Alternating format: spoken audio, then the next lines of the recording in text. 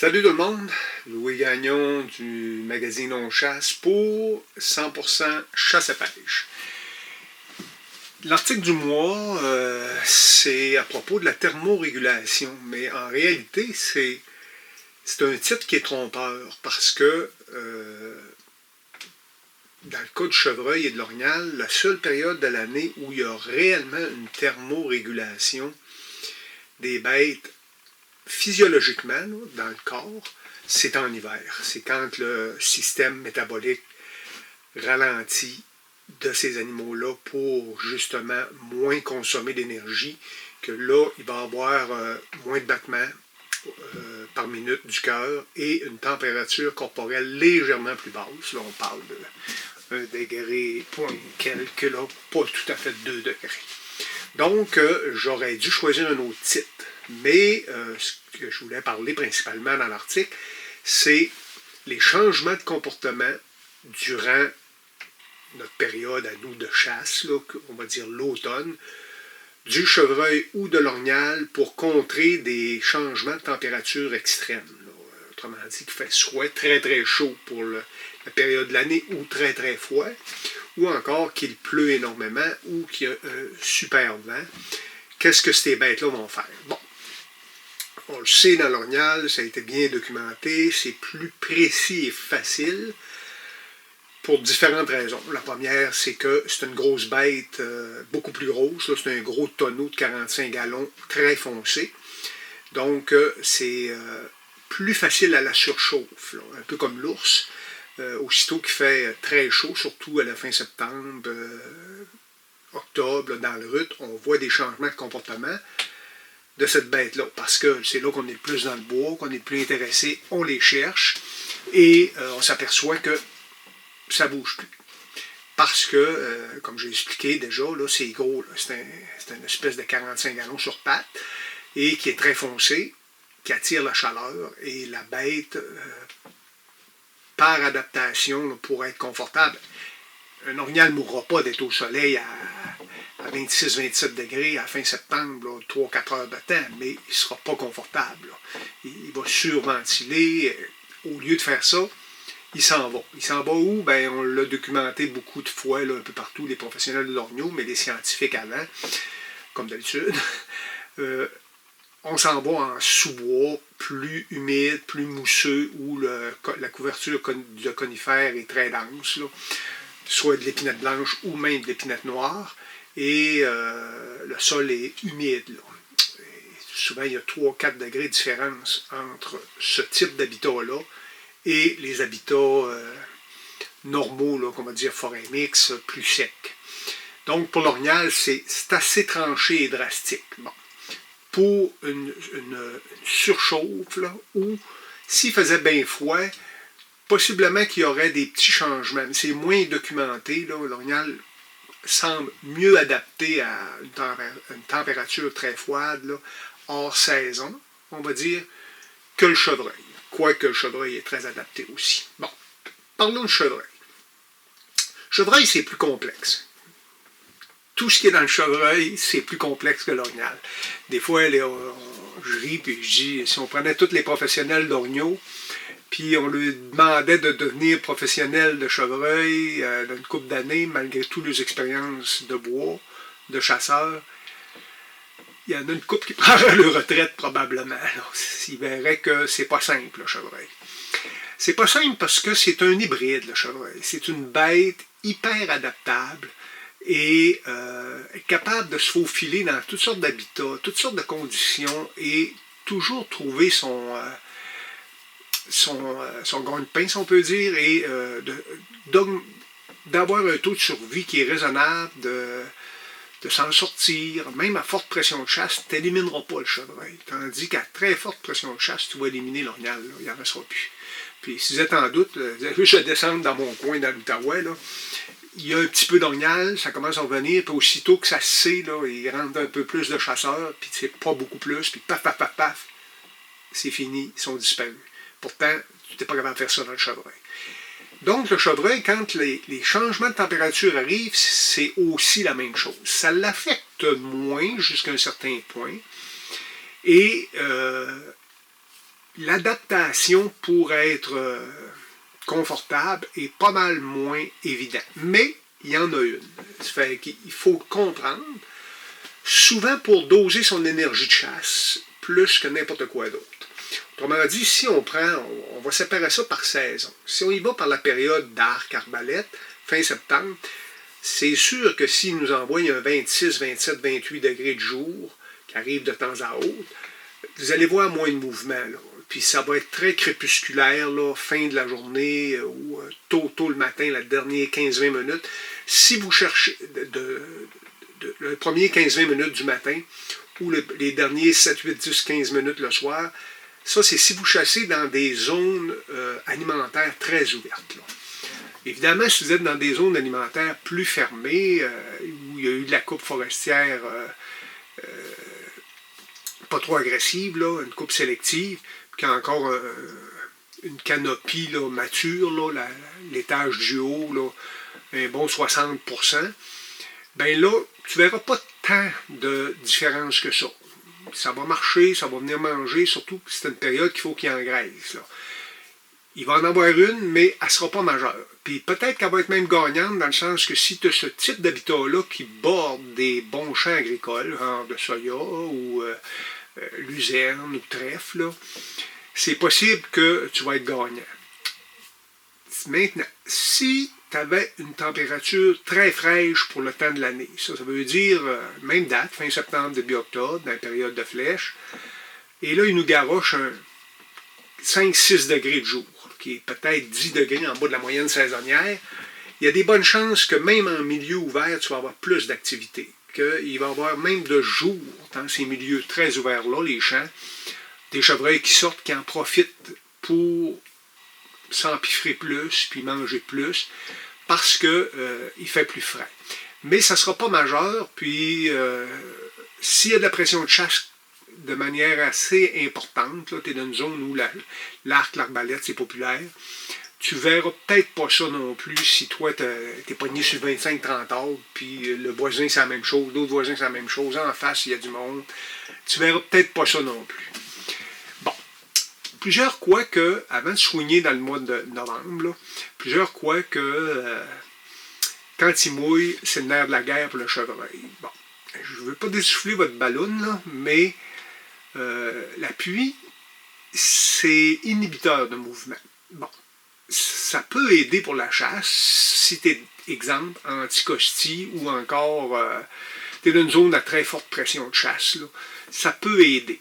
Vous allez me dire, ça inhibe le mouvement ou ça peut aider? Bon, je vais vous l'expliquer. Si tu es dans une zone, on va dire,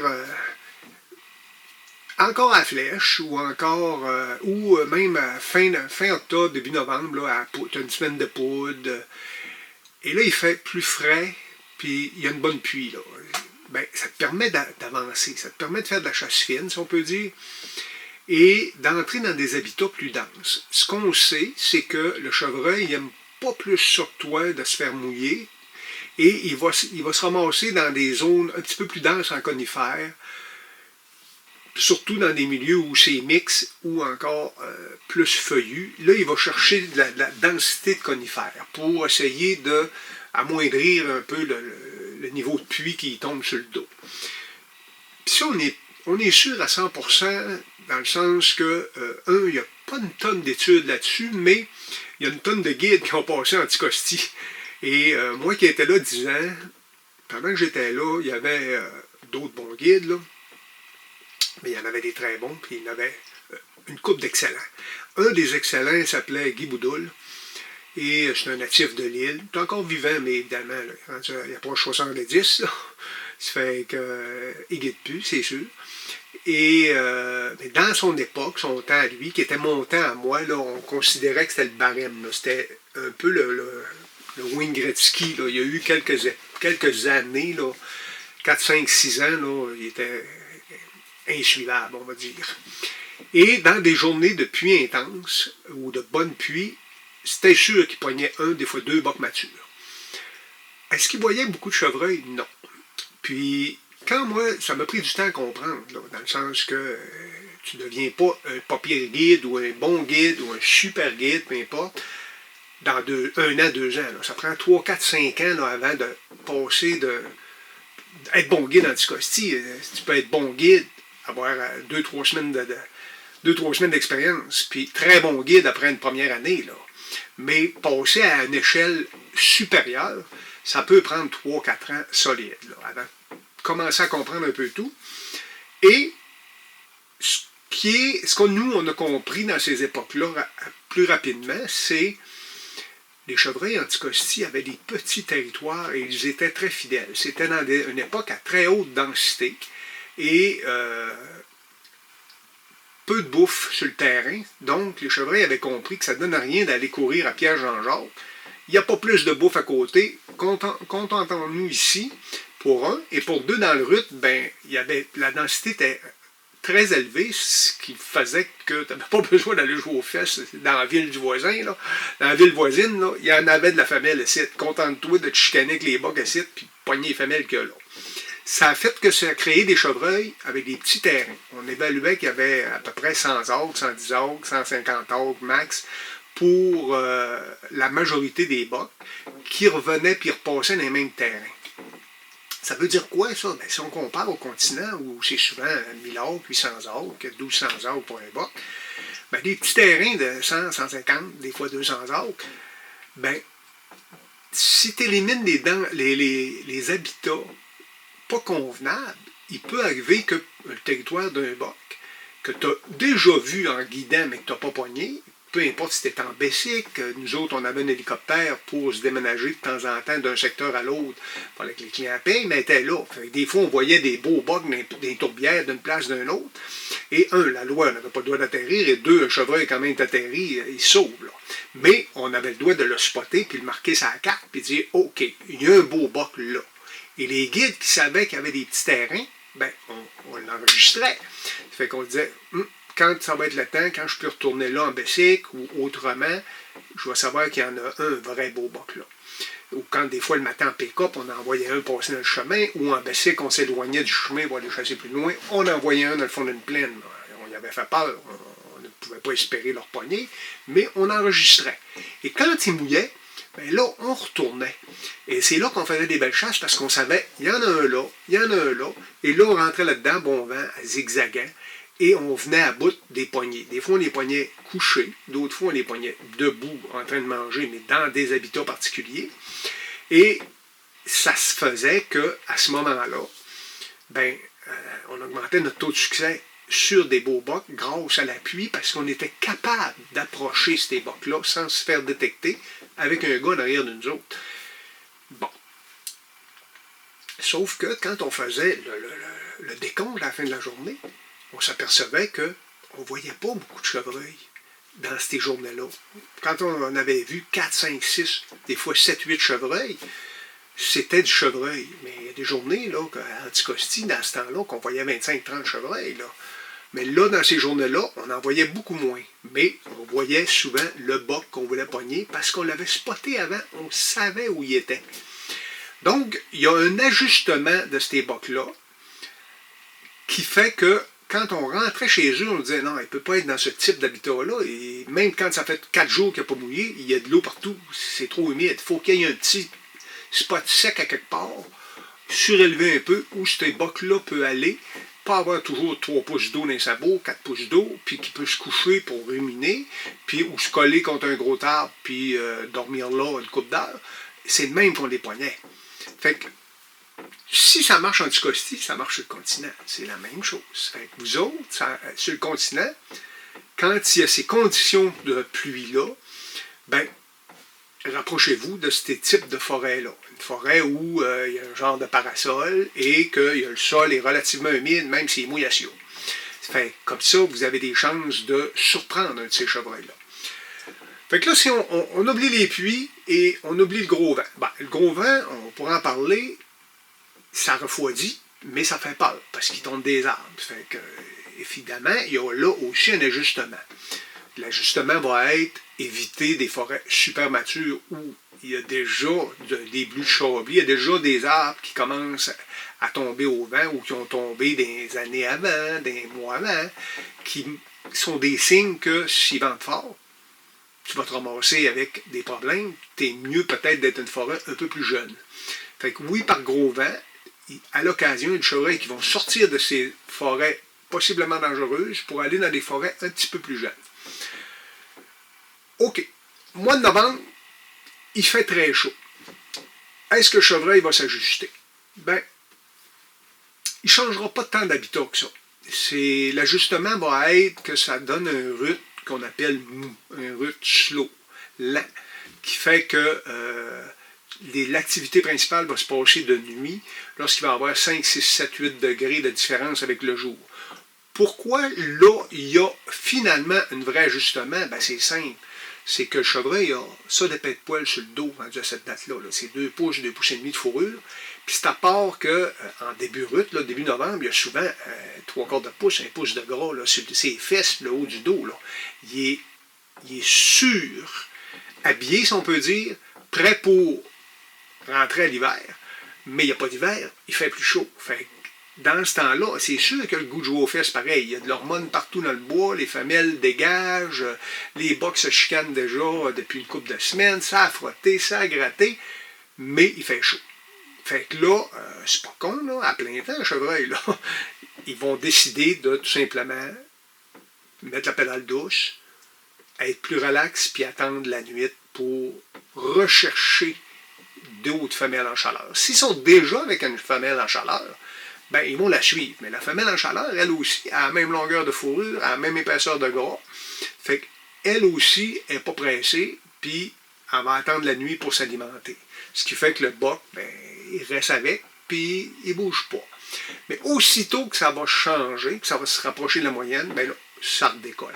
Et s'il vient si vous êtes assez chanceux que pendant la période du rut, il fait plus froid que la moyenne, ben, c'est sûr que là, c'est un peu le Klondike. Là. Fin octobre, début novembre, là, si tu as un front froid qui rentre de 3-4 jours, là, ça a tendance à accentuer les mouvements de rut de jour. Là, on voit que tout le monde marche plus parce qu'ils sont surpris. Et juste pour garder le niveau d'énergie élevé, le niveau de la chaleur corporelle élevée, on doit manger un peu plus. Fait que là, les femelles vont plus dans les sites alimentaires, il y a déjà des femelles en chaleur, les bocs les suivent, puis on a l'air à vivre un rut hâtif. Mais en réalité, c'est la température qui fait que ça fait bouger un peu plus les femelles qui, elles, sont recherchées par les bocs, surtout de bonheur, les gros bocs, il n'y a pas assez de femelles en chaleur, eux autres, ils marchent, puis ils cherchent un peu plus. Là, ça peut payer. Fait que, grosso modo, là, ça ressemble à ça, le quotidien du chevreuil versus les conditions climatiques. Il ne faut pas s'attendre à des changements extrêmes. C'est subtil comme changement. Et moi, je finis toujours par dire, le secret du succès, c'est pas compliqué. Les guides de métier comme moi, on l'a compris parce que on avait l'obligation d'être dans le bois tous les jours. Moi, je n'ai jamais eu une saison de chasse, pas de clients, là, ou avec 4-5 jours de off, là, que j'ai rien. Là. Je commençais à guider à 23 ans, 22, 23 ans, puis très activement comme guide, j'ai arrêté à 55, 56 ans. Là.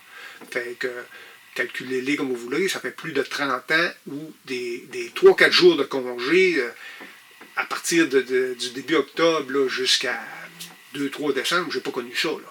Fait qu'obligatoirement, j'étais toujours en forêt, ce qui fait que, ou avec des clients, ce qui fait que on voit de l'activité tous les jours, ou on n'en voit pas, mais on est là avec des carnets d'observation et des données.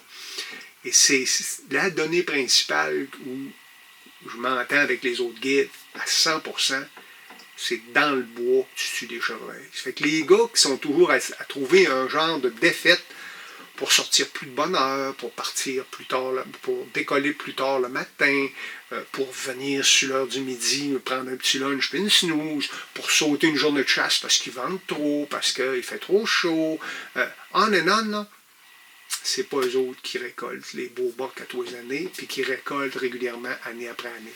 C'est ceux qui sont mordus, qui, tous les jours, ils ont une semaine et demie de congé, ils ont une semaine de congé, ils ont 6 jours de congé, peu importe le nombre de jours, tous les jours. Ils rentrent dans le bois le matin, puis ils ressortent le soir à noirceur, puis ils amènent le lunch. Ils font des variances dans la journée, ça, c'est pas grave, mais ils sont dans le bois en action de chasser. À partir de là, c'est sûr que le climat va jouer, évidemment, mais ce sera à toi de t'ajuster puis de te déplacer en fonction des habitats les journées que la température sera soit extrême d'un bord ou de l'autre bord. Bonne lecture, messieurs, et bon début de chasse.